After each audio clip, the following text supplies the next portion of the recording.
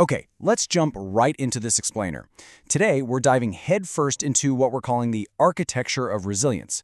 Basically, we're going to look at our absolute biological breaking points. So, to really wrap our heads around this, we're going to look at one of the most, honestly, unbelievable stories of human survival in recorded history. I mean, just imagine for a second facing the epicenter of total, unimaginable destruction. Picture the absolute catastrophic power of an atomic bomb. Now, imagine surviving not just one, but two of those blasts, right? It sounds completely made up, like something straight out of a sci-fi movie. It just completely defies all of our common sense about what the human body can actually handle. But believe it or not, this was the actual reality for a young man who found himself precisely 1.9 miles away from the center of these detonations. Think about that. 1.9 miles. That is not a distance that gives you any real sense of safety, you know? That's a proximity where the raw, violent laws of physics just slam right into the delicate tissues of human biology. His name was Tsutomu Yamaguchi. He was a 29-year-old engineer, and he lived this literal nightmare.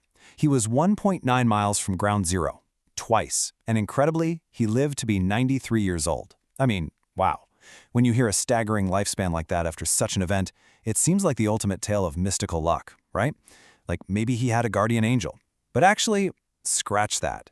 To really understand resilience, we need to look closer. We have to look at the actual science of resistance. Because it is so easy to just write this off as pure luck. But the reality is entirely different. It was physics over luck. It's all about these very specific survival zones. Yamaguchi didn't survive because the universe just happened to favor him. He survived because his exact physical location, that 1.9-mile mark, placed him in a very specific mathematical survival zone. He was just outside the terminal boundary, where the physics of the blast would have instantly, well, overwhelmed his biology. So to really get a grip on what these survival zones are, we first have to look at severe external bodily threats.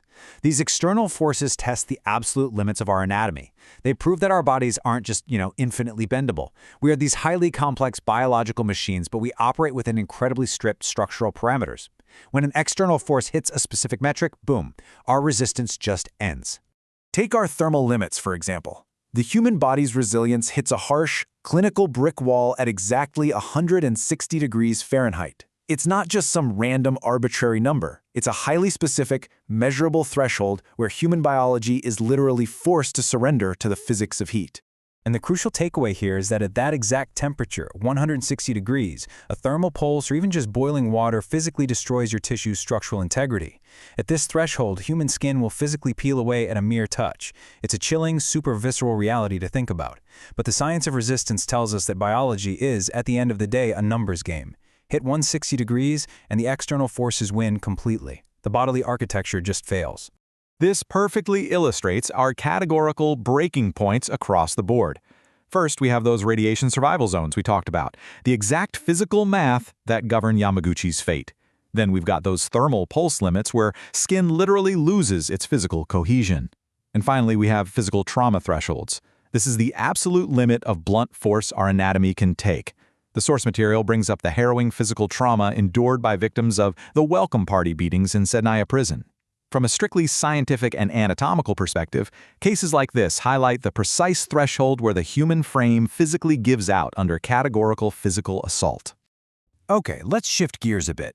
Let's see how this builds when we pivot away from the physics of external threats and look at the structural wreckers acting internally.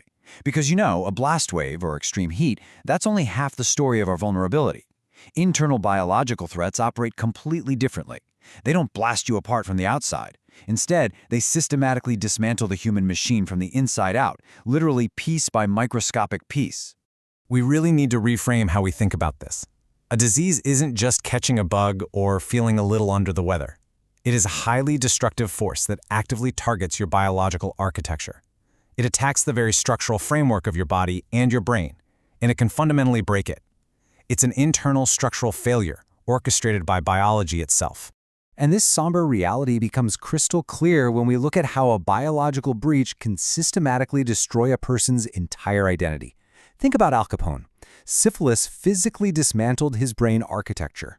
We are talking about one of history's most powerful, cunning, and downright feared crime bosses.